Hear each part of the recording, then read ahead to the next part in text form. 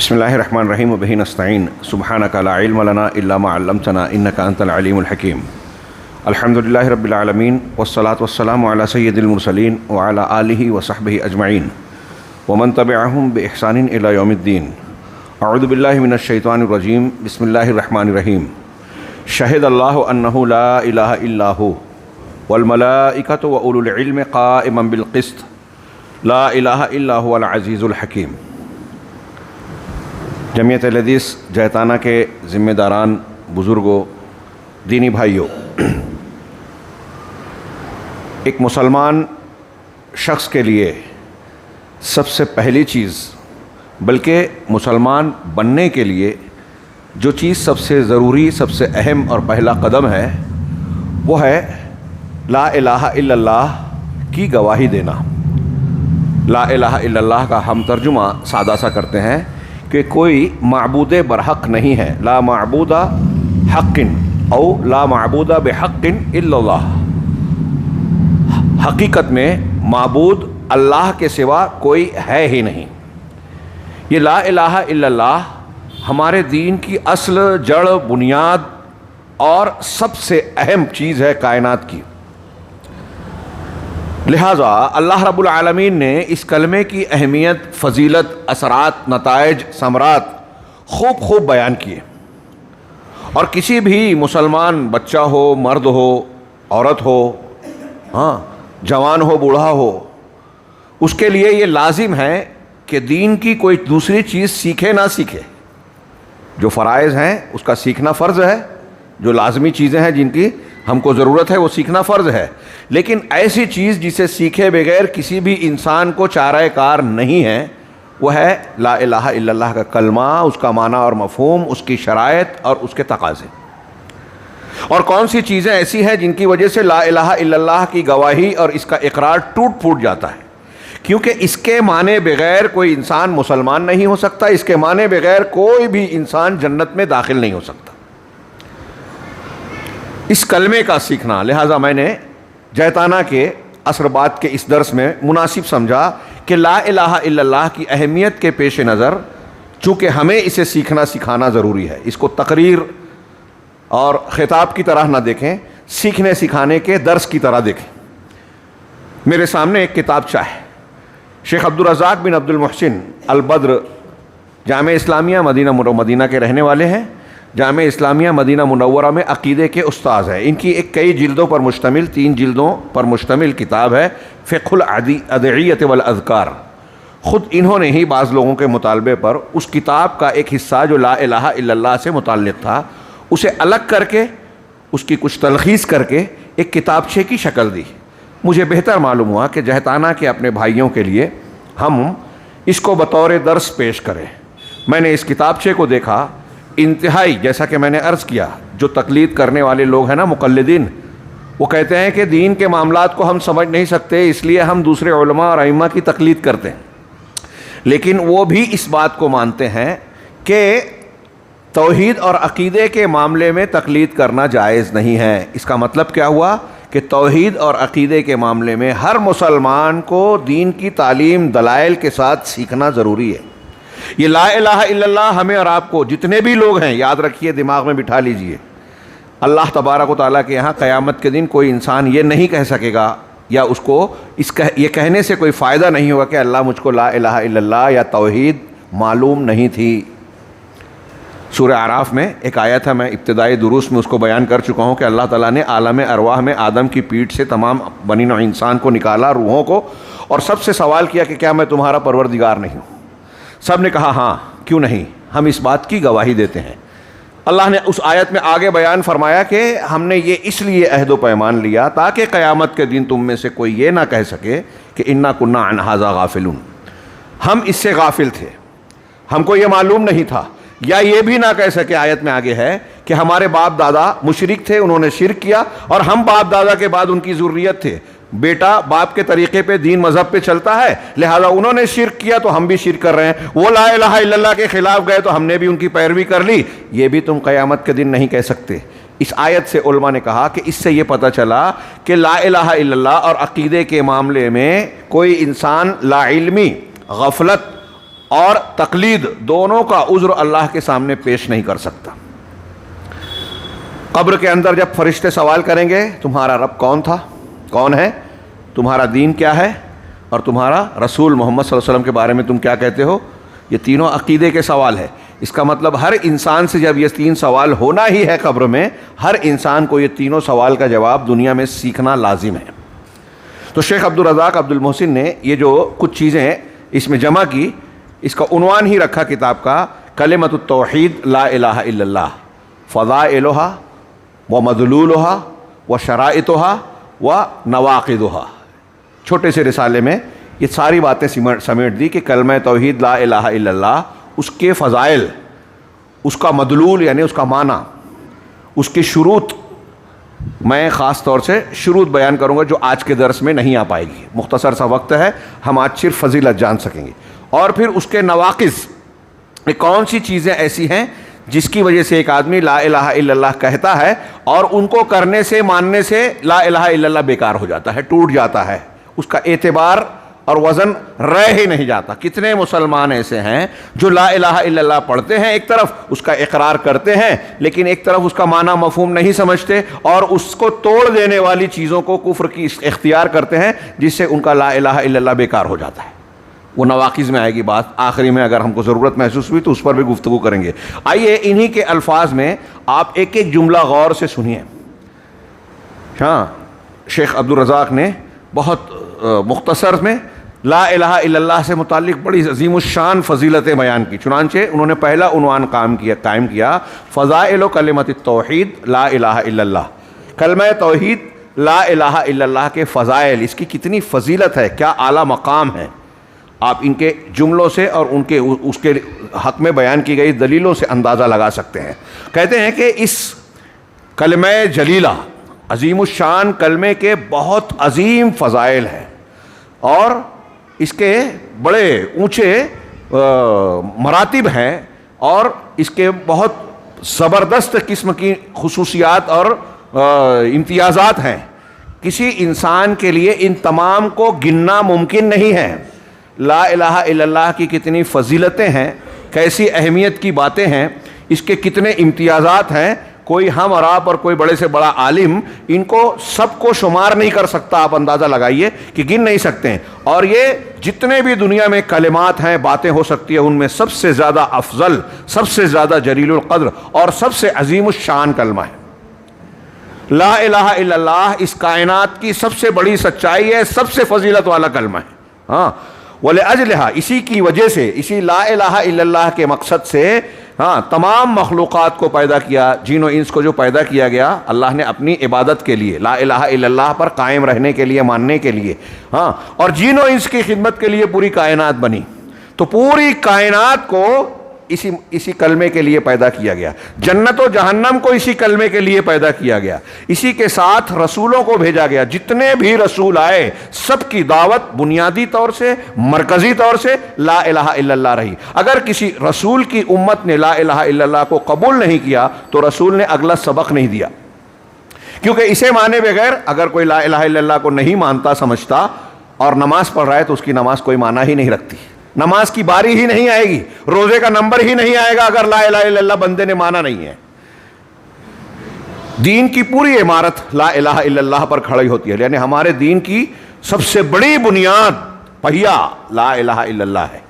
لہذا تمام رسولوں کو اسی تعلیم کے لیے لا الہ الا اللہ کے ساتھ بھیجا گیا۔ ہاں، اسی کے ساتھ ساری کتابیں نازل ہوئی، توریت، انجیل، زبور، قرآن، صحف ابراہیم، صحف موسیٰ، یہ لا الہ الا اللہ کے تحقق اور اس کو ثابت کرنے کے لیے آئے۔ اسی کی بنیاد پر، لا الہ الا اللہ کی بنیاد پر دنیا کے انسان دو گروہ میں بٹتے ہیں، ایک مومن اور ایک کافر۔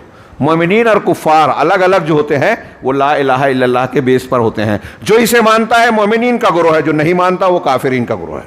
ہاں، اور اسی کی بنیاد پر اہل جنت کے سعادت مند اور اہل جہنم میں بدبخت، خوش بخت اور بدبخت، جو جنتی اور جہنمی ہے وہ اسی لا الہ الا اللہ کی بنیاد پر الگ ہوں گے۔ جو لا الہ الا اللہ کو مان رہا ہے وہ پکا جنت میں جائے گا، وہ پہلے جائے یا بعد میں جائے گا، جائے گا ضرور۔ اور جو نہیں مان رہا ہے وہ کبھی بھی جہنم سے نہیں نکلے گا. جو لا الہ الا اللہ کو نہیں مانتا, شرک اور کفر اکبر میں مبتلا ہے, اسی پر مر گیا, کبھی بھی جہنم سے باہر نہیں آئے گا. اسی لا الہ الا اللہ کی بنیاد پر جنتی اور جہنمی, بدبخت اور نیک بخت الگ الگ ہوتے ہیں. فہیا, چنانچہ یہ لا الہ الا اللہ العروۃ الوثقی قرآن نے نام رکھا کہ یہ مضبوط دستہ ہے. ہاں, یہی کلمۃ التقوی ہے, تقوی کا کلمہ جس کو قرآن نے نام دیا کلمۃ التقوی, اور یہ دین کے ارکان میں سب سے زیادہ عظیم رکن ہے اور ایمان کی شاخوں میں سے سب سے بنیادی اور سب سے بڑی شاخ ہے, اور یہی جنت کی کامیابی کا راستہ ہے, کامیابی کی بنیاد ہے, اور جہنم سے بچنے کا سب سے بڑا نسخہ ہے. اور یہی کلمہ شہادت ہے جس کو ہم کلمہ شہادت, گواہی والا کلمہ کہتے ہیں. وہ مفتاح دار السعادہ, اور دار سعادت یعنی جنت میں جانے کی یہی کنجی ہے لا الہ الا اللہ. اور یہ دین کی اصل ہے, ہاں, جڑ اور بنیاد ہے, دین کی اصل ہے, اساس ہے, اور شریعت اسلامیہ کا راس الامر ہے, سب سے بنیادی اور سب سے اہم مسئلہ. اور اس کلمے کے فضائل اور اس کی دین میں جو حیثیت ہے, اس کے بارے میں کہہ رہے ہیں شیخ کہ کوئی بیان کرنے والا اسے بیان نہیں کر سکتا, اور کوئی سمجھنے والا حقیقت میں اس کے سارے فضائل اور اثرات کو, حیثیت کو سمجھ بھی نہیں سکتا. اللہ تبارک و تعالیٰ نے ارشاد فرمایا, سورہ آل عمران کی آیت نمبر 18 ہے, اللہ نے فرمایا شہد اللہ انہ لا الہ الا ہو, اللہ نے اس بات کی گواہی دی کہ اللہ کے سوا کوئی معبود برحق نہیں. اللہ نے اس بات کی گواہی دی کہ اس کے سوا کوئی معبود برحق نہیں. اور اللہ کے بعد اور کون گواہی دے رہا ہے؟ والملائکۃ, ملائکہ, واولو العلم, اور اہل علم بھی گواہی دیتے ہیں, جو کہ قائما بالقسط, انصاف پر قائم ہیں. علم والے بہت ہیں, لیکن جو انصاف پر قائم اہل علم ہیں, صحیح علم والے, وہ بھی گواہی دے رہے ہیں. دیکھیے اللہ تعالیٰ نے اپنی گواہی کا ذکر کیا, پھر اس کے بعد فرشتوں کی گواہی کا ذکر کیا, پھر اس کے بعد کن کا ذکر کیا؟ علماء کی. یہ قرآن کا فرمان ہے. صحیح علماء, قائم بالقسط علماء کی گواہی کا ذکر کیا. علامہ ابن قیم اس آیت کو نقل کر کے کہتے ہیں کہ اس سے یہ پتہ چلا کہ دنیا میں اہل علم, دین کو جاننے والے, علم سے مراد صحیح علم, دین کا علم, دین کا علم جاننے والوں کا درجہ تمام لوگوں سے اونچا ہے. اور جو جتنا علم والا ہوگا اتنا اس کا مقام علم کے ساتھ عمل جڑا ہوا ہے. انبیاء کرام علم کے سب سے اونچے درجے کے ہیں, لہذا ان کا درجہ سب سے اونچا. پھر ان کے بعد درجہ بدرجہ مختلف دوسرے لوگ. علامہ ابن قیم کہتے ہیں کہ اگر علماء سے بڑھ کر دنیا میں کسی اور کا درجہ ہوتا تو اللہ تبارک و تعالیٰ اپنی گواہی کے ساتھ فرشتوں کی, اور فرشتوں کے بعد ان کی گواہی کا ذکر کرتا جن کی فضیلت سب سے زیادہ ہے.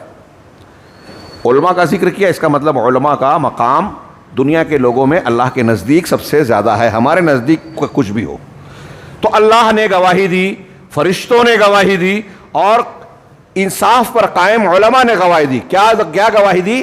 لا الہ الا هو العزیز الحکیم, اللہ کے سوا کوئی معبود برحق نہیں ہے, اس کے سوا کوئی معبود برحق ہے ہی نہیں, عبادت کے لائق کوئی اور ہے ہی نہیں, اور وہ عزیز ہے, غالب, ہر چیز پر غلبہ رکھنے والا, پوری کائنات پر کنٹرول رکھنے والا. کوئی اس کو ہرا نہیں سکتا, کوئی اس کو مغلوب نہیں بنا سکتا. وہ غالب ہے, ہر معاملہ اس کے لیے آسان ہے, حکیم ہے, اس کے اندر زور ہے, قوت ہے, اس لیے تو غالب ہے. لیکن زور اور قوت کے ساتھ ایسا نہیں ہے کہ ایک آدمی طاقتور ہوتا ہے تو جذباتی ہوتا ہے, کچھ بھی جو من میں آئے کر دے. نہیں, اللہ کی ذات حکیم بھی ہے, اس کی حکمت کاملہ ہے, اس کی حکمت میں معمولی سی بھی کمی نہیں ہے. اب یہاں ایک بات یہ کہ لا الہ الا اللہ کے کلمے کی گواہی اللہ نے دی, فرشتوں نے دی, اور اولو العلم قائما بالقسط, جس میں سر فہرست انبیاء آ گئے, اور ان کے بعد دوسرے علماء, سارے لوگ گواہی دے رہے ہیں. ایک چیز کو, ایک پیلا ٹکڑا ہو, دنیا کے جتنے سونار ہوں جن کا اعتبار کیا جا رہا ہے کہ یہ واقعی صحیح سونار ہیں, ان کو پرکھ ہے پیتل اور سونے کے بیچ میں, اور وہ سب کے سب بولے کہ یہ بالکل کھرا سونا ہے, تو لوگ مانیں گے کہ نہیں مانیں گے؟ ہاں, دو سونار بول دے تو ہم مان لیں گے, ایک مان لے تو بول دے تو مان لیں گے, اعتماد والا. اب یہاں تو لا الہ الا اللہ کی گواہی کہ یہ کلمہ حق ہے, یہ دنیا کی, اس کائنات کی سب سے بڑی سچائی ہے, یہ سب سے بڑا انصاف ہے, اور اس کی ضد سب سے بڑا ظلم ہے, سب سے بڑا جھوٹ ہے, سب سے بڑا باطل ہے. اس بات کی گواہی تو خود اللہ رب العالمین دے رہا ہے، اور اللہ سے بڑھ کر کوئی گواہ کہاں ہو سکتا ہے؟ اب یہاں ایک سوال اور پیدا ہوتا ہے، مگر اس تفصیل میں جاؤں تو آج کا وقت ختم ہو جائے گا، کہ اللہ کی گواہی اگر ہم ایک ہندو سے جا کے آج بولیں، ایک عیسائی سے جا کے بولے کہ اللہ گواہی دیتا ہے، ہمارا اس کائنات کا رچیتا بنانے والا کہہ رہا ہے کہ اللہ کے سوا کوئی عبادت پوجا کے لائق نہیں ہے، اور تم دوسروں کی پوجا کرتے ہو، دوسرے مذہب والوں سے آپ کہیں گے تو وہ کہے گا کہ اللہ جو ہمارا خالق مالک ہے، جس نے اس کائنات کو بنایا ہے، وہ گواہی دے رہا ہے، یہ ہم کیسے مانیں؟ ہمارے پاس تو یہ گواہی نہیں آئی۔ اللہ کی گواہی کیسے ہوتی ہے ہم اور آپ سمجھ لیں اس کو۔ میں ایک دم مختصر سے 2 جملوں میں بیان کرنا چاہوں گا کہ اللہ تعالیٰ نے رسولوں کے ذریعے سے، اپنی کتابوں کے ذریعے سے، کائنات میں بکھری ہوئی دلیلیں پیش کر کے، ہماری فطرت میں کچھ باتیں رکھ کے، توحید سے متعلق سچائی، جو عالم ارواح میں گواہی لی تھی، ان سب کے اثرات ڈال کر، تو اپنے کلام سے، اپنے رسولوں کے ذریعے آیات اور آفاق اور انفس میں، یعنی کائنات میں اور ہمارے اندر مختلف قسم کی دلیلوں کے ذریعے سے یہ بات ثابت کر دی کہ لا الہ الا اللہ، اللہ کے سوا کوئی معبود برحق نہیں ہے۔ دنیا میں لا الہ الا اللہ کے صحیح ثابت کرنے کی جتنی دلیلیں ہیں اور کسی چیز کے ہے ہی نہیں، یہ اچھی طرح دماغ میں رکھیے گا، یہ کوئی میں ہوائی بات نہیں کہہ رہا ہوں۔ توحید کی جتنی دلیلیں ہیں، یہ ایک اللہ کا قانون ہے کہ انسانوں کو، مخلوق کو جس چیز کی جتنی ضرورت ہوتی ہے اس کو اتنا زیادہ، اس سے زیادہ فراہم کرتا ہے۔ ہم کو ہوا لینے کے، سانس لینے کی ضرورت ہے، ہوا کی ہر جگہ ہوا ہے، آسانی سے ہم سانس لے رہے ہیں دنیا میں ہر جگہ کہیں بھی جائیں۔ پانی کی ضرورت ہے، ہماری ضرورت سے زیادہ اللہ نے پانی فراہم کر رکھا۔ غذا، لباس، جن جن چیزوں کی ضرورت ہے اللہ نے سب دیا، ضرورت سے زیادہ دیا۔ تو لا الہ الا اللہ جب اتنا ضروری ہے کہ اس کے بغیر کوئی جنت میں نہیں جا سکتا، اس کے بغیر کوئی ہدایت والا نہیں کہلا سکتا، اس کے بغیر کوئی مسلمان نہیں ہو سکتا، اس کے بغیر کامیاب نہیں ہو سکتا، اس کے معنی بغیر کسی کا عمل قبول نہیں ہو سکتا۔ ابھی ہم نے کچھ چیزیں جانی، ابھی آگے اس کی دلیلیں آ رہی ہے۔ جب اس کا یہ مقام ہے تو اس کی کتنی دلیلیں ہونی چاہیے؟ بے شمار دلیلیں، اور ان دلیلوں میں ایک سر فہرست یہ ہے کہ اللہ گواہی دے رہا ہے۔ اللہ کی گواہی کیسے ہے؟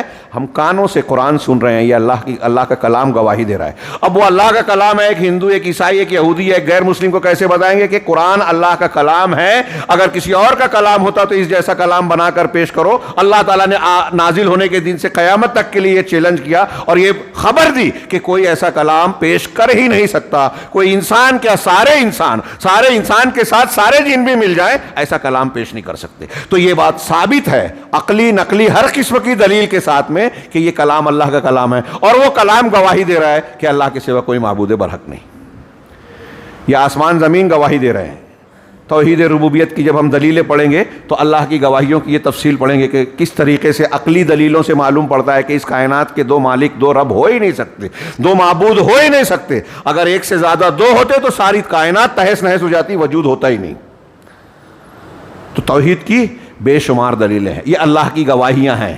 اللہ سچائی کی تائید کرتا ہے، سچائی کی دلیلیں پیش کرتا ہے۔ جن لوگوں نے کلمہ توحید اختیار کیا اللہ نے اس کے انجام اچھے بنائے، جنہوں نے اس کا انکار کیا ان کا انجام برا ہوا، ان پر عذاب آیا۔ یہ بھی اللہ کی دلیل ہے، اللہ کی گواہی ہے۔ چیخ چیخ کرتا ہے، تاریخ کی شہادتیں کہہ رہی ہے کہ لا الہ الا اللہ کے ماننے والے کامیاب ہوئے۔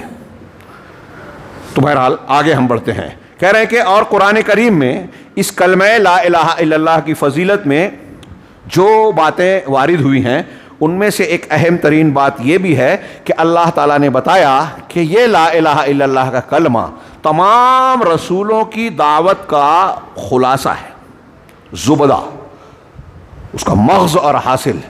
جتنے بھی پیغمبر آئے حضرت آدم علیہ السلام سے لے کر جناب محمد رسول اللہ صلی اللہ علیہ وسلم، سارے رسولوں کی دعوت کا خلاصہ، بنیاد لا الہ الا اللہ۔ یہ ایک بات جو لا الہ الا اللہ کی فضیلت میں ہم نے ابھی سنی نا، یہ جو ذکر کر رہے ہیں، ایک ہی بات اگر ہو تو کافی ہے اس کے فضیلت والا ہونے کے لیے۔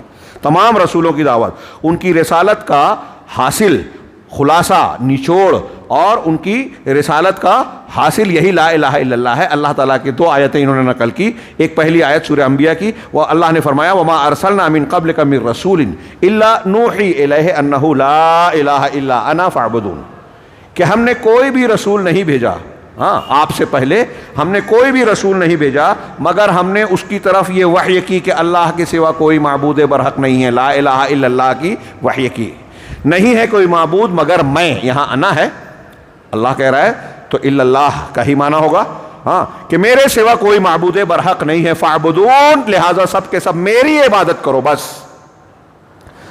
یہاں قرآن کہہ رہا ہے ہر رسول کو جس کو ہم نے بھیجا اس کی رسالت، اس کی دعوت یہی تھی۔ ہاں، اور اللہ تعالیٰ کی ایک دوسری آیت ہے، اللہ نے فرمایا وَلَقَدْ بَعَثْنَا فِي كُلِّ أُمَّةٍ رَسُولًا، ہم نے ہر امت میں، ہر قوم میں ایک رسول بھیجا۔ اس سے پتہ چلا کہ ہر امت میں، ہم کو معلوم ہو یا نہ معلوم ہو، رسول پیغمبر آئے۔ ہاں، اب رسول آئے تو پیغام لے کر آئے، تو پیغام لائے کیا مطلب؟ ان کا پیغام ہوگا، کیا پیغام ہے ان کا؟ آگے فرمایا ان اعبدوا اللہ، کہ تم اللہ کی عبادت کرو، واجتنبوا الطاغوت، اور طاغوت سے بچو۔ اللہ کے سوا جس کی بھی عبادت کی جائے وہ طاغوت ہے، رسول کے علاوہ جس کی پیروی کی جائے رسول کے جیسا، اس کو بھی طاغوت بنا لیا۔ تو اللہ نے فرمایا اللہ کی عبادت کرو، اور صرف اتنا ہی کافی نہیں ہے کہ اللہ کی عبادت کرو، اللہ کی پوجا عبادت کر رہے ہو تو دوسروں کی پوجا عبادت سے بچو، یہی طاغوت سے بچنا ہے۔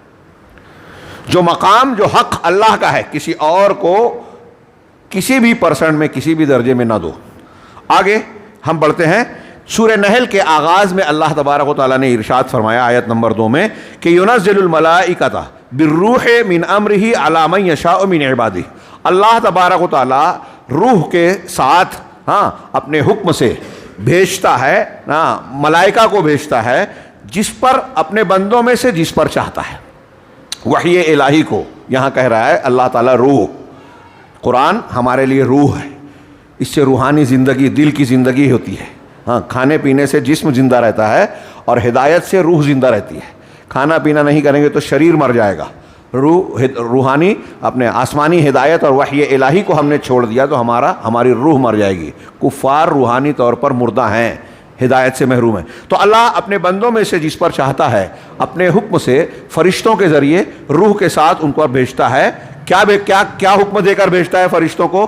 ان انذروا، کہ انہیں ڈراؤ، اور ڈراؤ تو کیا کہو؟ انہ لا الہ الا انا فاتقون، کہ اللہ کے کہ میرے سوا کوئی الہ، کوئی معبود برحق نہیں ہے، لہٰذا تم مجھ سے ڈرو، میرا تقوی اختیار کرو۔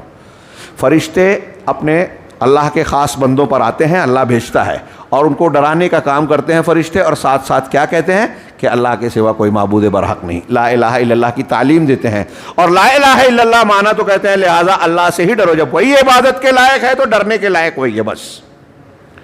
آگے کہہ رہے ہیں صاحب کتاب شیخ عبدالرزاق کہ یہ آیت دلالت کرتی ہے، بتاتی ہے کہ اللہ تبارک و تعالیٰ نے اس سورے میں، سورہ نحل کو سورۃ النعم بھی کہا جاتا ہے۔ آپ کو سورہ نحل جو ہے 14ویں پارے میں، اس کو سورۃ النعم، اس سورت میں اللہ تعالیٰ نے اپنی بہت ساری نعمتیں جو انسانوں کو دی ہے نا، ان کا ذکر کیا ہے، احسانات کا ذکر کیا ہے، اور بتایا ہے کہ اللہ نے تم کو یہ نعمت دی، یہ نعمت دی، یہ نعمت دی، تو بہت ساری نعمتوں کا ذکر کیا۔ تو شیخ کہہ رہے ہیں کہ ان نعمتوں کو بیان کرنے سے پہلے اللہ نے یہ فرمایا، تو اپنے بندوں پر دی گئی نعمتوں کو گنوایا ہے، تو یہ اس بات کی دلیل ہے کہ ان نعمتوں سے پہلے اللہ نے یہ بتایا کہ فرشتوں کے ذریعے سے لا الہ الا اللہ والا پیغام اللہ پہنچاتا ہے، تو اس کا مطلب یہ ہوا کہ اس کلمے کو قبول کرنے کی توفیق دینا، جتنی بھی دنیا میں نعمتیں ہیں ان نعمتوں میں سب سے عظیم نعمت، جتنی نعمتیں ہیں، کھانا پینا، روزی روٹی، گھر بار، رشتے پیوند، جو بھی ہم کو ملا ہے، دماغ، عقل، رشتہ داریاں، ان ساری نعمتوں میں سب سے بڑی نعمت کیا ہے؟ لا الہ الا اللہ کے کلمے کی توفیق ملنا۔ یہی وہ کلمہ ہے جس کے ذریعے سے اللہ تبارک و تعالیٰ اپنے بندوں پر اپنی نعمتیں مکمل کرتا ہے، احسان کو مکمل کرتا ہے، جیسا کہ اللہ سبحانہ وتعالیٰ نے سورہ لقمان میں فرمایا وَأَسْبَغَ عَلَيْكُمْ نِعَمَهُ ظَاهِرَهُ وَبَاطِنَهُ، اللہ تعالیٰ وہ ذات ہے جس نے اپنی نعمتوں کو پورا تم پر کیا مکمل، اس کے ظاہری چیزوں کو بھی، باطنی چیزوں کو بھی۔ ہاں، جو ہم نعمتیں دیکھ رہے ہیں اور جو محسوس کرتے ہیں وہ باطنی کہہ لیجئے، دکھائی دینے والی اور معنوی ہر قسم کی نعمتیں رب العالمین نے پوری کر کے ہم کو دی۔ تو یہ نعمتیں پوری کب ہوتی ہیں؟ امام مجاہد کی تفسیر نقل کی، ابن جریر کی تفسیر سے نقل کرتے ہوئے کہ امام مجاہد کہتے ہیں کہ یہ نعمتوں کی تکمیل اور پوری کیسے ہوتی ہے؟ لا الہ الا اللہ کے ذریعے۔ ہم کو سب کچھ ملا ہے، اگر لا الہ الا اللہ نہیں ملا تو کوئی نعمت کوئی معنی۔ ایک آدمی وقت کا بادشاہ ہو جائے، اگر لا الہ الا اللہ نہیں ہے تو وہ فقیر ہے، وہ بھکاری ہے، بدقسمت ہے، اللہ کی سب سے بڑی نعمت سے محروم ہے. اور ایک آدمی اگر جھوپڑے میں رہ رہا ہے, ایک آدھ وقت فاقے پہ مجبور ہے, پریشان حال ہے, دکھوں میں گھرا ہوا ہے, لیکن اگر اسے لا الہ الا اللہ کی نعمت صحیح انداز میں ملی ہوئی ہے, اللہ نے اس کو توفیق دی ہے, تو اس بادشاہ سے زیادہ خوش قسمت ہے دنیا کے بادشاہ سے. تو اللہ تعالیٰ نے کہا, اللہ نے اپنی نعمتوں کو ظاہری اور باطنی پورا کیا. امام مجاہد کہتے ہیں کہ یہ نعمت لا الہ الا اللہ ہے. علامہ ابن رجب نے کلمۃ الاخلاص کے اس میں ایک روایت نقل کی, اس کے حوالے سے نقل کر رہے ہیں کہ امام سفیان ابن عیینہ, بہت بڑے امام ہیں یہ, امام مالک وغیرہ کے ہم عہد, امام سفیان ابن عیینہ کہتے ہیں کہ ما انعم اللہ علی عبد من العباد, کہ بندوں میں سے کسی بندے پر اللہ تبارک و تعالیٰ نے جو بھی نعمت کی ہے, ما انعم اللہ علی عبد من عبادہ نعمتا اعظم من ان عرفہم لا الہ الا اللہ. اللہ تعالیٰ نے دنیا میں کسی بھی انسان پر, کسی بھی بندے پر جو بھی نعمت کی, جو بھی اس کو بہت بڑی چیزیں عطا کی, اس کو گاڑی گھوڑے ملے ہیں, بنگلے ملے ہیں, زمینیں ملی ہیں, پراپرٹیز ملی ہیں, پورا کا پورا جزیرہ اس کی ملکیت میں, پورا شہر ملکیت میں مل گئے, بادشاہ ہو گیا, کوئی بھی نعمت ملی ہو, ان نعمتوں میں اس سے بڑھ کر کوئی دوسری نعمت نہیں ہے کہ ان کو لا الہ الا اللہ کی پہچان دی, تعارف اور علم دیا. یعنی جس انسان کو لا الہ الا اللہ کا معنی اور مطلب معلوم ہو گیا, پہچان ہو گئی, اس کی توفیق مل گئی قبول کرنے کی جان کر, اس سے بڑی نعمت سفیان ابن عیینہ کہہ رہے ہیں دنیا کے کسی بھی انسان کو کوئی دوسری نعمت نہیں ملی. سب سے بڑی نعمت یہ ہے کہ ہم لا الہ الا اللہ کا معنی سمجھ لیں. اس سے آپ اندازہ لگا سکتے ہیں کہ میں جو یہ بیان کر رہا ہوں, آپ جو سن رہے ہیں, دنیا کی سب سے قیمتی چیز سن رہے ہیں, بیان کر رہے ہیں. اللہ تبارک و تعالیٰ ہم سے آپ سے اس کو قبول فرمائے. آگے بڑھتے ہیں کہ لا الہ الا اللہ کی فضیلتوں میں سے ایک فضیلت جو قرآن نے بیان کی, ومن فضائلہا, اس کے فضائل میں سے ایک بات یہ ہے کہ اللہ تبارک و تعالیٰ نے اس کلمے کے بارے میں یہ بیان کیا کہ یہ کلمہ طیبہ ہے, الکلمۃ الطیبہ, پاکیزہ کلمہ, اس کو الکلمۃ الطیبہ کہا. چنانچہ اللہ تبارک و تعالیٰ کا فرمان سورہ ابراہیم میں ہے, اللہ نے فرمایا الم تری کیف ضرب اللہ مثلا کلمۃ طیبۃ کشجرۃ طیبہ اصلھا ثابت وفرعھا فی السماء. کیا تم نے نہیں دیکھا کہ اللہ تبارک و تعالیٰ نے کس طریقے سے کلمہ طیبہ کی مثال بیان کی, کلمہ طیبہ کی مثال بیان کی. یہاں جو کلمہ طیبہ کہا گیا, حضرت ابن عباس اور دوسرے صحابہ اور مفسرین کہتے ہیں کلمہ طیبہ سے مراد لا الہ الا اللہ ہے, کہ لا الہ الا اللہ کے کلمہ طیبہ کی اللہ نے کیسی مثال بیان کی, کیا تم نے نہیں دیکھا, کشجرۃ طیبہ, یہ کلمہ طیبہ ایک پاکیزہ درخت کی طرح ہے. علماء نے کہا پاکیزہ درخت سے مراد یہاں کھجور کا درخت تھا, پاکیزہ درخت کی طرح. اور کھجور کے درخت کی خصوصیت یہ ہوتی ہے کہ اس کا کوئی بھی جز بیکار نہیں جاتا, اس کی جڑ ہو, تنا ہو, شاخیں ہوں, پتے ہوں, پھل ہو, گٹھلی ہو, چھال ہو, کوئی بھی چیز بیکار نہیں جاتی, سب کام آتی. اس لیے اللہ کے رسول صلی اللہ علیہ وسلم نے مسلمان کو کھجور کے درخت سے مثال دی کہ جس طرح کھجور کے درخت کا ہر حصہ دوسروں کو فائدہ پہنچاتا ہے, سچا مسلمان ایسے ہی دوسروں کو فائدہ پہنچاتا ہے. کیا ہم ایسے مسلمان ہیں؟ غور کیجئے.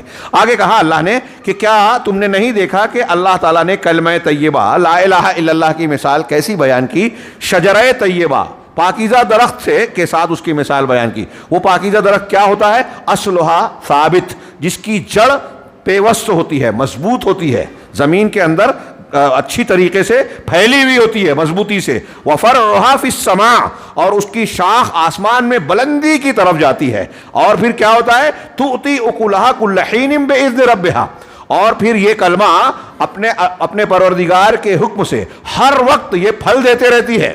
تؤتی اکلھا, اپنے پھل کو, اپنے مزے کو ہر وقت دیتی رہتی ہے. تو جس طریقے سے کھجور کا درخت سال میں 2 مرتبہ 1 مرتبہ جو پھل دیتا ہے, یہ کلمہ طیبہ ایک درخت پاکیزہ درخت کی طرح ہے کہ اس کی جڑ اگر دل میں مضبوط ہے, آپ کے دلوں میں لا الہ الا اللہ کا کلمہ مضبوطی سے ٹکا ہوا ہے, آپ اس پر عقیدہ رکھتے ہیں, تو اس کی جڑ آپ کے دل میں ہے, شاخ اونچائی کی طرف جاتی جائے گی. کیا مطلب؟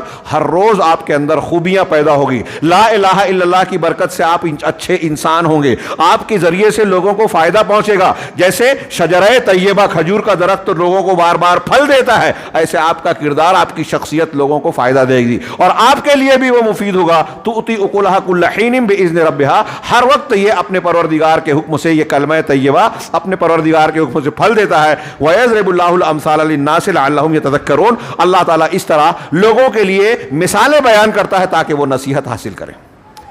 اس آیت پر اگر ہم صرف اس آیت پر تقریر کریں کہ لا الہ الا اللہ کا کلمہ کہ کوئی انسان جب قبول کرتا ہے تو اس سے کیا کیا فائدے ملتے ہیں، فوائد لا الہ الا اللہ، یعنی ہر وقت جو پھل دیتا ہے، یہ پھل کیسا ہوتا ہے؟ صرف اللہ کا ڈر رہتا ہے، کسی اور سے ڈرتا نہیں ہے۔ انسان خودداری مٹا کر جو ہے لوگوں کے سامنے جھکتا نہیں ہے۔ انسان تنہائی میں بھی ہو تو گناہ کا کام نہیں کرتا کہ چلو کوئی نہیں دیکھ رہا ہے، نہیں، اللہ تعالیٰ کا لا الہ الا اللہ مانتا ہے تو اس کو یقین ہوتا ہے اللہ مجھے دیکھ رہا ہے، اللہ پکڑے گا، اللہ تعالیٰ نے اس کو ناپسند کرتا ہے تو جو اللہ کو ناپسند ہے وہ کام میں نہیں کروں گا۔ ایسے آپ جڑواتے جائیں گے نا تو ایک کتاب تیار ہوگی کہ لا الہ الا اللہ کے ماننے حقیقت میں اس کا مدلول اور معنی مفہوم دل میں اگر گڑ جائے تو اس کا کیا کیا فائدہ ہم کو ملتا ہے۔ ہم آگے بڑھتے ہیں، یہ جو کچھ باتیں میں نے بیان کی یہ آگے انہوں نے ثمرات میں کچھ چیزوں کا ذکر کیا ہے، انشاءاللہ وہاں یہ بات آئے گی۔ اور یہی لا الہ الا اللہ کا کلمہ ہے جو اس آیت کے بعد والی آیت میں جس کو اللہ نے القول الثابت کہا ہے، ثابت مضبوط قول، مضبوط بات، اللہ تعالیٰ نے ارشاد فرمایا یثبت اللہ الذین آمنوا بالقول الثابت فی الحیات الدنیا وفی الآخرہ، کہہ رہے ہیں کہ اللہ تبارک و تعالیٰ ایمان والوں کو قول ثابت کے ذریعے سے دنیا میں جمائے رکھتا ہے۔ بہت غور سے سنیے گا، ہم دنیا میں آج دیکھ رہے ہیں کہ لوگ اپنے آپ کو بچانے کے لیے، مصیبت پریشانیوں سے بچانے کے لیے کیا کیا محنت مشقت تدبیریں اختیار کرتے ہیں، اہتمام کرتے ہیں۔ اللہ تعالیٰ کہہ رہا ہے کہ آپ اگر دنیا میں سچائی پر جمے رہنا چاہتے ہیں اور ڈٹے رہنا چاہتے ہیں تو اس کے لیے آپ کے لیے سب سے بڑا مددگار کون سی چیز ہے؟ القول الثابت۔ اہل علم نے کہا کہ قول ثابت سے مراد ہے لا الہ الا اللہ۔ اگر لا الہ الا اللہ کو مان کر سمجھ کر آپ نے اس کو مضبوطی سے تھاما ہوا ہے تو دنیا کی زندگی میں بھی یہ چیز آپ کو سچائی پر قائم رکھے گی، حق پر قائم رکھے گی، اور جب آپ حق اور سچائی پر رہیں گے تو دنیا کا کوئی دشمن الہی آپ کو نقصان نہیں پہنچا سکے گا۔ آزمائش آئے گی، عذاب نہیں آئے گا۔ نیک بندوں پر، لا الہ الا اللہ کے ماننے والے، سچی طور پر ماننے والوں پر اللہ کی مدد اور حفاظت رہتی ہے، تائید رہتی ہے، لہذا عذاب نہیں آئے گا، رسوائی نہیں ہوگی۔ مشقتیں آتی ہیں، انبیاء کو بھی آئی، وہ امتحان ہوتا ہے، وہ درجات کی بلندی کا سبب ہوتا ہے، وہ اجر و ثواب ملنے کا ذریعہ ہوتا ہے۔ تو اللہ کہہ رہا ہے کہ دنیا کی زندگی میں اللہ تبارک و تعالیٰ ایمان والوں کو قول ثابت کے ذریعے سے جماتا ہے، وفی الآخرہ، اور آخرت میں بھی جمائے گا۔ اس جو آخرت سے مراد یہاں کیا ہے؟ اگر آخرت کی زندگی کو لیے تو لیے، یہاں ایک معنی یہ ہوا کہ آپ اور ہم یا انسان جب مرنے کے بعد قبر میں دفن کیا جاتا ہے، قبر میں دفن کیا جاتا ہے تو اس وقت فرشتے منکر نکیر آگے 3 سوال کرتے ہیں، ابھی اس کا ذکر ہوا، من ربک، ما دینک، ما تقول فی ھذا الرجل محمد صلی اللہ علیہ وسلم۔ یہ 3 سوال ہر شخص سے قبر میں ہونا ہے۔ یہ آخرت کا آغاز ہو چکا، ایک آدمی مر گیا، اس کی آخرت کی زندگی شروع ہو گئی۔ اب برزخ کی زندگی میں یہ جو 3 سوال ہو رہا ہے، اگر اس کا صحیح جواب نہیں دیا تو منکر نکیر اللہ کے حکم سے عذاب کا سلسلہ شروع کرتے ہیں۔ قبر اس کے لیے جو ہے وہ جہنم کا ایک گڑھا بن جاتی ہے۔ یہ ہم پڑھ چکے ہیں عذاب قبر کے سلسلے میں، اس سے پہلے ایک خطاب یہیں جیتانہ میں عصر کے بعد ہو چکا ہے۔ تو اب اگر ایک آدمی لا الہ الا اللہ قول ثابت کہے گا، کر رہا ہے، دنیا میں ماننے والا ہے، تو آخرت میں یہ لا الہ الا اللہ اس کو بچائے گا، حق پر قائم رکھے گا۔ من ربک، ما دینک کا جو 3 سوال منکر نکیر کریں گے نا، ان تینوں کا صحیح جواب دے گا کون؟ جو لا الہ الا اللہ کو دنیا میں مانے گا۔ آج ہمارے ہاں کچھ لوگ جو ہیں قبروں میں آدمی کو دفن کرنے کے بعد وہاں اذان دے رہے ہیں۔ کیوں صاحب؟ ایک صاحب سے میں نے پوچھا تو کہنے لگے کہ اس سے شیطان بھاگے گا، اس کو بہکائے گا نہیں۔ برزخ میں اور آخرت میں بہکانے والی بات ہوگی کیا شیطان کی؟ یہ دنیا کا معاملہ ہے۔ آخرت میں یا برزخ میں چلے جانے کے بعد آپ کے باہر کے کسی کام کی وجہ سے وہاں اس کے بارے میں کوئی تبدیلی یا فیصلہ ہو ناممکن ہے۔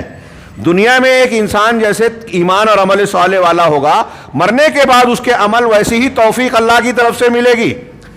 تو وہی اللہ تعالیٰ نے اس آیت میں کہا کہ اگر آپ چاہتے ہیں کہ قبر میں صحیح جواب دے سکیں تو لا الہ الا اللہ کو سمجھو، اس کو صحیح طریقے سے قبول کر لو۔ یہ لا الہ الا اللہ آپ کو قبر میں بھی بچائے گا، دنیا میں بھی بچائے گا، اور پھر آگے جب قبر میں بچا لے گا تو آخرت کی جو اگلی منزل ہوگی میدان محشر اور پھر جنت و جہنم والا مرحلہ، وہاں بھی بچائے گا۔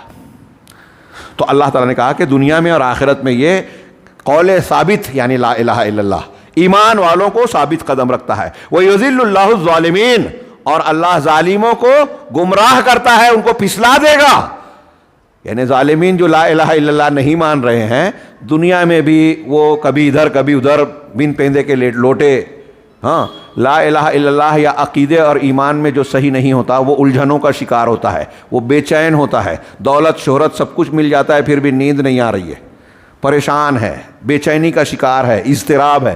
ایمان انسان کو اطمینان اور چین سکون دیتا ہے، اس سے بڑھ کر اطمینان کی کوئی چیز نہیں ہے دنیا میں، سعادت کی چیز، اور مرنے کے بعد بھی یہ دنیا میں جو ہے کلمہ انسان کو بچائے گا، اور جو اس کو نہیں مانتا وہ دنیا میں بھی بے چین رہے گا، مرنے کے بعد بھی، وہ کتنا بھی دنیا میں دولت مند نظر آتا ہو، اختیار والا نظر آتا ہو۔ وہی العہد، اور کہہ رہے ہیں کہ یہ لا الہ الا اللہ ہی وہ عہد و پیمان ہے جو اللہ تبارک و تعالیٰ نے اپنے اس کلام میں ذکر کیا، لا یملکون الشفاعۃ الا من اتخذ عند الرحمن عہدا، کہ لوگ جو ہے شفاعت کا سفارش کا اختیار نہیں رکھتے، کوئی کسی کی سفارش کی طاقت نہیں رکھتا ہے نا۔ دنیا میں ہم چاہتے ہیں کہ اس کے پاس جو بہت سارے مشرکین یہی عقیدہ رکھتے ہیں کہ اپنے بزرگان دین کو ہم جو پوج رہے ہیں پکار رہے ہیں یہ قیامت کے دن ہمارے سفارشی ہوں گے۔ قرآن نے بتایا نہیں، ان کا حق نہیں ہے کہ وہ اپنی طرف سے کسی کی سفارش کرے، اللہ تعالیٰ کے پاس دنیا کی طرح لوگوں کی سفارش نہیں ہوگی جو جس کے من میں آئے چلا جائے سفارش کرنے، نہیں، اللہ تعالیٰ جس کو اجازت دے گا کہ تم سفارش کرو وہ کرے گا، اس کے لیے کرو اس کے لیے کرے گا، کوئی خود سے نہیں کر سکتا اور جس کے لیے چاہے اس کے لیے نہیں کر سکتا۔ کرنے والے کو بھی اللہ کی اجازت ضروری ہے، جس کے لیے کیا جائے اس کے لیے بھی اجازت ضروری ہے۔ یہ ایک جگہ، یہ مضمون قرآن میں بہت جگہ ہے، یہاں کہا لا یملکون الشفاعہ، وہ کسی کی سفارش کرنے کا اختیار نہیں رکھتے، مگر کس کے لیے؟ الا من اتخذ عند الرحمن عہدا، مگر جس نے الرحمان کے پاس عہد حاصل کر لیا، جس کے پاس رحمان کا گویا پروانہ ہے کہ اس کو سفارش ملے گی، اللہ تعالیٰ نے اس کے لیے وعدہ کیا ہے، تو ایسے وعدے والے شخص کو سفارش کی اجازت ملے گی۔ تو اب جس نے رحمان کے پاس، اللہ کے پاس عہد اختیار کر رکھا ہے، یعنی اس کو وہ حق حاصل ہوا ہے اس عہد و پیمان کی وجہ سے، وہ کون ہے؟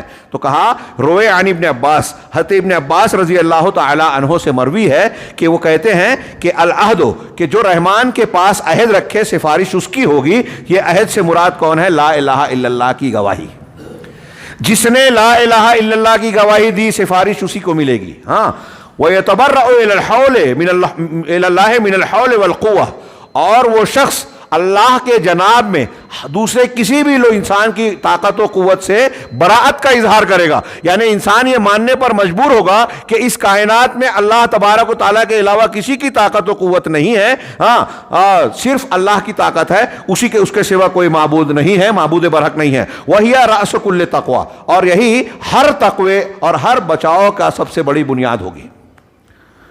یہ امام طبرانی نے اپنی کتاب الدعا جلد سوا میں نقل کی ہے یہ روایت، شیخ عبدالرزاق نے اسی سے نقل کیا۔ ہاں میں آج کے درس میں، حالانکہ ابھی کئی چیزیں باقی ہیں، ایک دو کا اور اختصار کے ساتھ ذکر کر کے درس کو سمیٹوں کہ ایک لا الہ الا اللہ کی فضیلت یہ ہے، آپ غور کیجئے کہ لا الہ ابھی جو بیان کیا گیا، لا الہ الا اللہ ہوگا تو سفارش ملے گی قیامت کے دن، نہیں تو سفارش کا حق نہیں ملے گا۔ مشرک کو نبی صلی اللہ علیہ وسلم اور کسی کی سفارش نہیں ملے گی، اللہ تعالیٰ اجازت ہی نہیں دے گا۔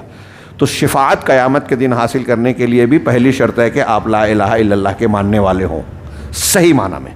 ہاں ومن فضائلہا، اور لا الہ الا اللہ کے کلمے کی فضیلت میں سے ایک فضیلت یہ ہے کہ یہ العروۃ الوثقی، مضبوط دستہ ہے کہ جو اس کو پکڑے گا، اس دستے کو، وہ کامیاب پائے ہوگا، نجات پائے گا، اور جس شخص نے اس کو نہیں پکڑا، لا الہ الا اللہ کو چھوڑ دیا، وہ ہلاک ہو جائے گا۔ قرآن میں اللہ تعالیٰ نے فرمایا فَمَن يَكْفُرْ بِالطَّاغُوتِ وَيُؤْمِن بِاللَّهِ فَقَدِ اسْتَمْسَكَ بِالْعُرْوَةِ الْوُثْقَىٰ، جو طاغوت کا انکار کرے، اللہ کے علاوہ جن کی بھی عبادت کی جاتی ہے ان سب کو رد کر دے، نہ مانے نہ پوجے، ہاں وَيُؤْمِن بِاللَّهِ، اور اللہ پر ایمان رکھے، اس میں سر فہرست یہ ہے کہ لا الہ الا اللہ کو مانے، تو فقد استمسک بالعروۃ الوثقیٰ، تو اس نے مضبوط دستے اور کڑے کو پکڑ لیا۔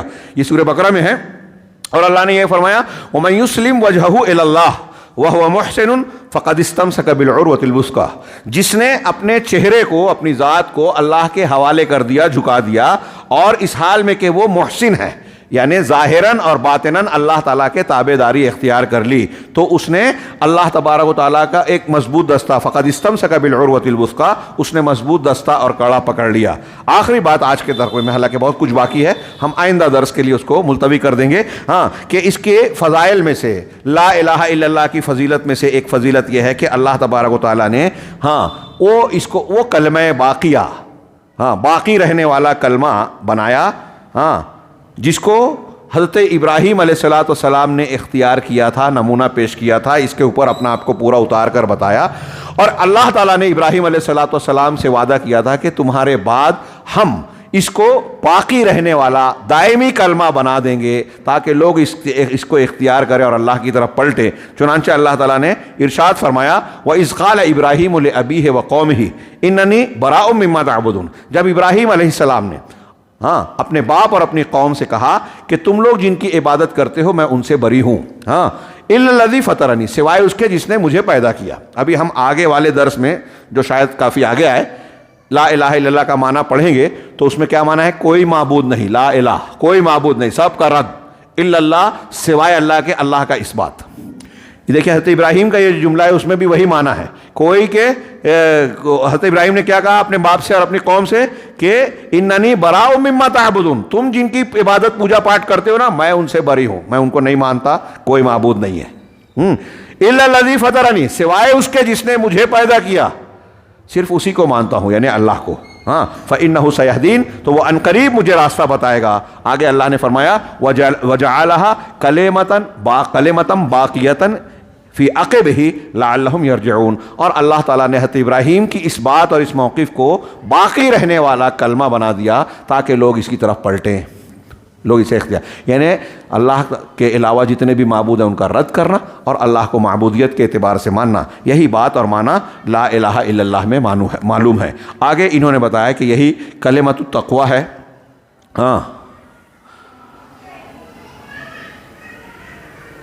اور دنیا میں انتہائی درجے کا حق ہے، اور یہ سارے مسلمانوں میں، حقیقی مسلمانوں میں اور جتنے اہل ایمان ہیں سب کے درمیان جوڑنے والا یہی کلمہ ہے، یہاں تک کہ دنیا کے جو مسلمان ہیں اور آسمان کے جو اللہ کو ماننے والے فرشتے ہیں ان کے درمیان بھی یہ لا الہ الا اللہ رابطہ ہے، اسی کی وجہ سے دوستی دشمنی ہونی چاہیے۔ ہم اس کا تذکرہ انشاءاللہ آئندہ درس میں کریں گے۔ آپ حضرات، میں سمجھتا ہوں کہ یہ جو فضیلت کی باتیں میں نے بیان کی، لا الہ الا اللہ کی اہمیت و افادیت، لیکن ایک جملہ کہ یہ اہمیت اور افادیت جو ابھی قرآن کی کچھ آیتوں اور پھر بعد میں شیخ عبدالرزاق نے کچھ حدیثیں بھی نقل کی ہیں، اگلا ایک درس بھی شاید فضیلتوں پر ہی بیان ہو۔ میں یہ کہنا چاہوں گا کہ جب لا الہ الا اللہ کی اتنی فضیلت ہے، ہمارے یہاں ایک قوم ہے، طبقہ ہے جو فضائل اعمال ہی بیان کرتی پھرتی ہے، لیکن یہ بات ذہن نشین رکھنے والی ہے کہ فضیلت اس وقت ملتی ہے جب آپ اس کے حقیقت کو جانیں، مسائل کو جانیں، ساتھ میں آپ لا الہ الا اللہ کی فضیلت، مثال کے طور پہ آپ نے نماز کی فضیلت جان لی کہ اگر کوئی شخص 5 وقت کی نماز پڑھ رہا ہے تو گویا 5 وقت غسل کر رہا ہے، گناہوں سے پاک ہو رہا ہے، لیکن نماز کا طریقہ کیا ہے، سنت کیا ہے، اس میں فرض کیا ہے، اگر آپ یہ نہیں سیکھے تو آپ نماز صحیح پڑھیں گے نہیں تو فضیلت ملے گی نہیں۔ اب ایسے ہی اگر لا الہ الا اللہ کی فضیلت ایک آدمی نے خوب سیکھ لی کہ اتنی فضیلت، اتنا ابھی ہم آگے جانیں گے حدیثوں میں کہ ایک ترازو کے ایک پلڑے میں اگر 7 آسمان اور آسمان میں جو ہے اللہ کو چھوڑ کر سب ایک پلڑے میں رکھا جائے، پوری دنیا اور دنیا میں زمین میں جتنے کائنات میں جتنی چیزیں ہیں سب اس پلڑے میں رکھا جائے، اور لا الہ الا اللہ دوسرے ترازو کے پلڑے میں رکھا جائے تو لا الہ الا اللہ کا پلڑا بھاری ہوگا۔ کتنا عظیم الشان کلمہ ہے یہ، لیکن اس کے باوجود بہت سے لا الہ الا اللہ بولنے والے لوگ جہنم میں جائیں گے، ان کے اعمال لا الہ الا اللہ سے گناہ بھاری پڑ جائیں گے۔ کیوں؟ اس لیے کہ وہ لا الہ الا اللہ کا معنی نہیں سمجھ سکے، اس کے شرائط نہیں جان سکے، اس کی شرائط پر پورا نہیں اترے، یا لا الہ الا اللہ کو ماننے کے بعد ایسے عمل اور عقیدے کو اختیار کر لیا جس سے ان کا لا الہ الا اللہ بیکار ہو گیا۔ اس لیے یہ ساری فضیلتیں اس بات پر منحصر ہے کہ ہم لا الہ الا اللہ کے معنی کو سمجھیں، اور اللہ تعالیٰ کے یہاں یہ کلمہ اتنی فضیلت اور مقام والا بنتا کیسے ہے، یعنی اس کی شرائط کیا ہیں، کون سی شرط ہم اختیار کریں گے تو لا الہ الا اللہ اللہ کے یہاں قبول ہوگا، اور کن چیزوں سے بچیں گے تو لا الہ الا اللہ سلامت رہے گا، یہ جاننا بھی بہت ضروری ہے، جو انشاءاللہ ہم آئندہ دروس میں جانیں گے۔ اللہ تعالی ہمیں صحیح دین سمجھنے اور اس پر عمل کرنے کی توفیق دے۔ وآخر دعوانا ان الحمدللہ رب العالمین وصلی اللہ علی نبینا محمد۔